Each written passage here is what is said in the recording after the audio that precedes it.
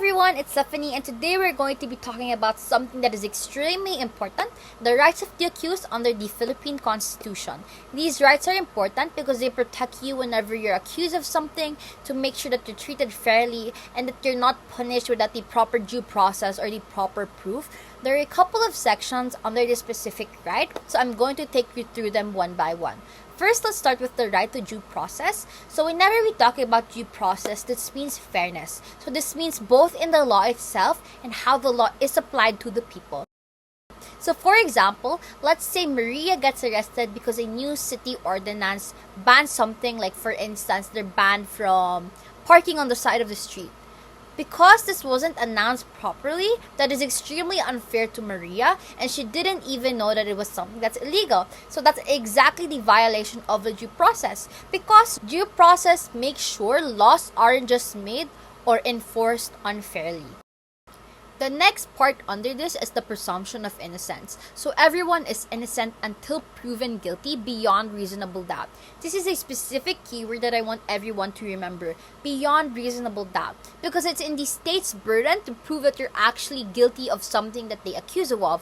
So to make this a little bit more clear, because it can be quite hard to understand at the very beginning. For example, you're accused of stealing a phone, but there's no CCTV footages, there's no witnesses, and there's no evidence that is clear enough to convict you of the crime. The court therefore must treat you as somebody who is innocent unless the prosecution can fully prove otherwise. So you don't necessarily have to prove that you're innocent. It's the government's job to prove that you're guilty of stealing the phone given the circumstances that you were in.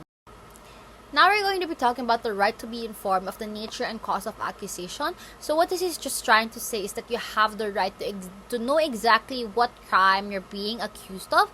To make this a little bit more clear and grounded in reality. Say for example, Pedro was walking on the street when suddenly a police car stops beside him and says that he's arrested and he has to get in the police car.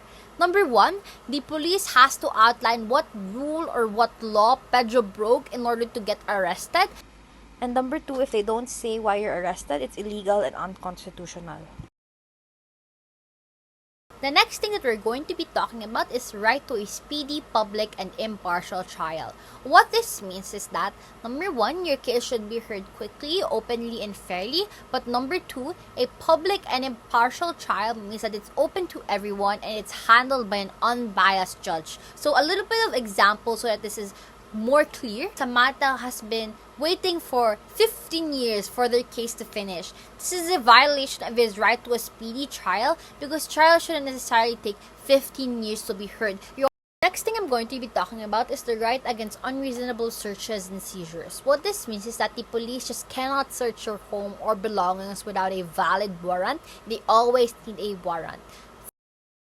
For example, if an officer suddenly enters your house without a search warrant and finds, for example, evidence like marijuana because they think you have marijuana or they think you're growing marijuana, that evidence cannot be used in court because they attained the evidence without a valid search warrant. The next thing that I'm going to be talking about is the right against self-incrimination. And I think this is something that people heard at least once or twice in their life. What this means is that you can't be forced to testify against yourself. So for example, if the police keeps pressuring you to confess or that they threaten you necessarily to confess, this is something that is illegal because number one, you have the right to remain silent, but number two, you have the right to your lawyer.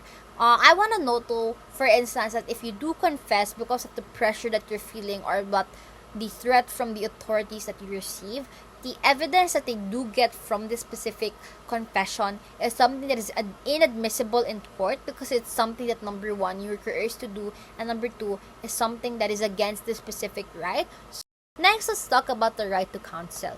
What this means is that you have the right to a lawyer at all times. So for example, when you are being accused of something by the police, like you are accused of something like theft, or you're accused of something like murder, but you don't have a money, the government must assign a lawyer to you, and you should never face legal questioning alone. Usually, the lawyers assigned to you are from POW or the Public Attorney's Office, and the state is obligated to give you one should you not have access to a lawyer.